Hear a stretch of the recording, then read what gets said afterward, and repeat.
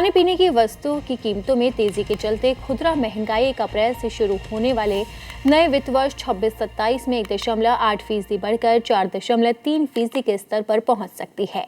चालू वित्त वर्ष 25-26 में इसके 2.5% रहने का अनुमान भी लगाया गया है।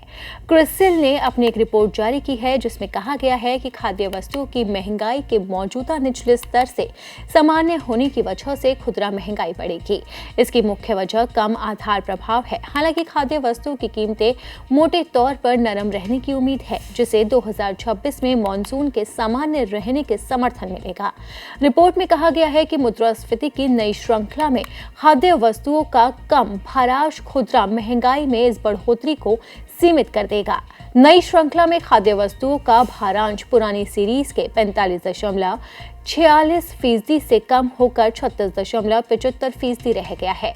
यानी आधार प्रभाव से महंगाई में होने वाली बढ़ोतरी पुरानी श्रृंखला के मुकाबले कम होगी। गैर खाद्य महंगाई से भी मुद्रास्फीति में होने वाली वृद्धि को सीमित रखने में मदद मिलेगी। सोने चांदी में उछाल से आरबीआई ने 2026-27 की पहली और दूसरी तिमाही के लिए महंगाई अनुमान को बढ़ाकर 4% और 4.2% कर दिया। रिपोर्ट के मुताबिक मुख्य महंगाई इंडेक्स का भारांश 47.3% से बढ़कर 57.89% हो गया है। इससे हेडलाइन महंगाई पर इसका असर और मजबूत हुआ है और खुदरा मुद्रास्फीति में बढ़ोतरी को सीमित रखने में मदद मिलेगी।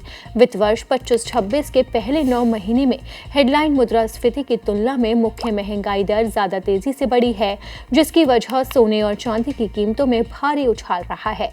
मुख्य महंगाई में ज्यादा उतार चढ़ाव वाले खाद्य और बिजली की मुद्रास्फीति दर को शामिल नहीं किया जाता है।